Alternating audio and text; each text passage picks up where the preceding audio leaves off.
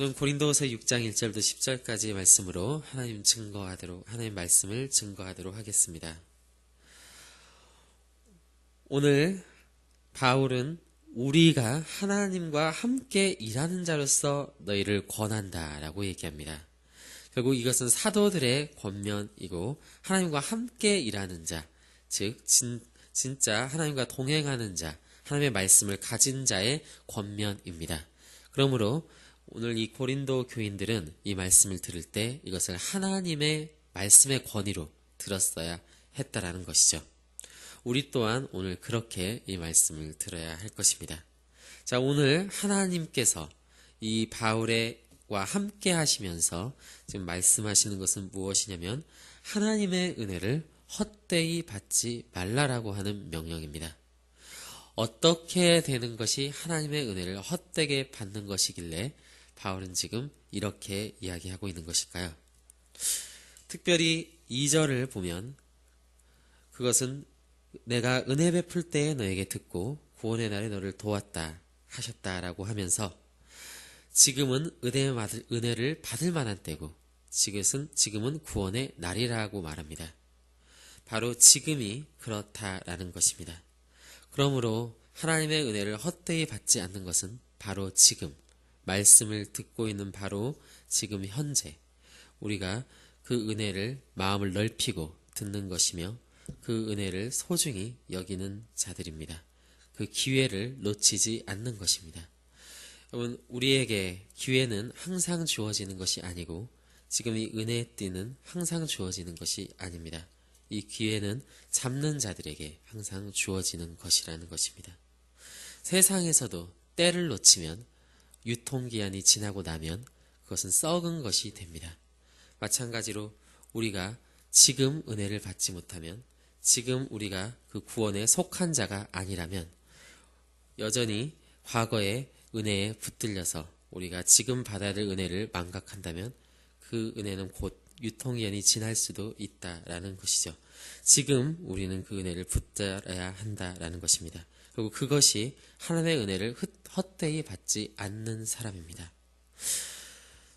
하나님의 은혜를 헛되이 받는다는 것은 하나님의 은혜를 받았지만 그것을 잊어버린다는 것이죠.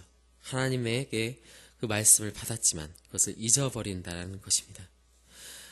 오늘 바울 그럼 그들 사도들이 자신들의 고난을 얘기하면서 그들이 이런 직분이 비방받지 않게 하려고 그들은 모든 고난을 참았다라고 말합니다. 하나님의 은혜를 헛되이 받지 않는다는 것은 그 직분이 비방받지 않게 하는 것이라는 것을 알 수 있습니다. 우리가 오늘 은혜를 잃어버리면 우리는 그 하나님의 직분을 망각하고 살아가게 됩니다. 오늘 그 하나님의 은혜를 헛되이 날려버린다면 우리의 사명을 우리는 잃어버릴 수밖에 없습니다. 왜냐하면 그 자는 빛 가운데 있는 자가 아니라 어둠 가운데 있는 자이기 때문에 그가 가야 할 길을, 그가 나아가야 할 길을, 그가 정말 살아야 될 가치관을 잃어버리기 때문에 그들의 직분은 비방받을 수밖에 없는 것입니다. 그렇지만 하나님의 은혜를 헛되이 받지 않고 오늘도 하나님의 은혜를 향해서 기도하고 말씀 가운데 자신을 새롭게 하는 자들은 이 직분이 비방받지 않게 하기 위해서 오늘도 그 모든 고난을 세상에서의 유혹을 참아내는 것입니다. 오늘 사도 바울은 그것들을 위해서 자기들이 고난을 참았다라고 얘기합니다.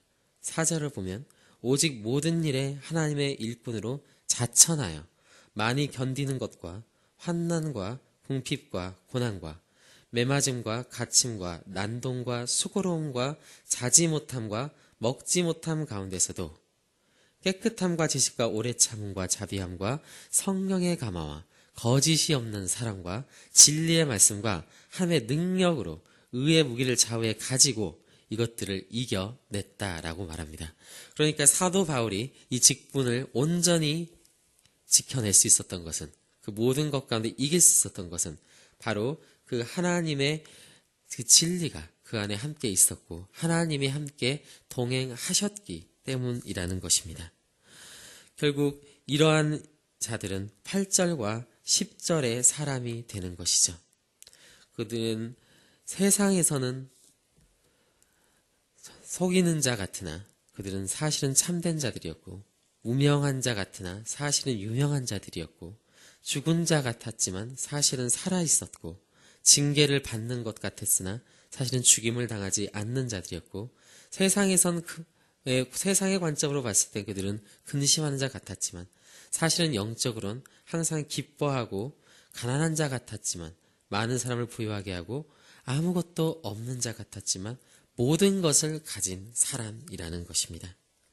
오늘 바울은 고린도인들에게 결국 마지막에 이렇게 권면합니다.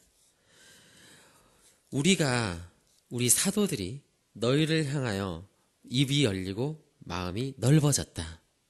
이 말은 그 사도 바울이 그 진심으로 지금 말하고 있다라는 것인데 그것은 무엇입니까?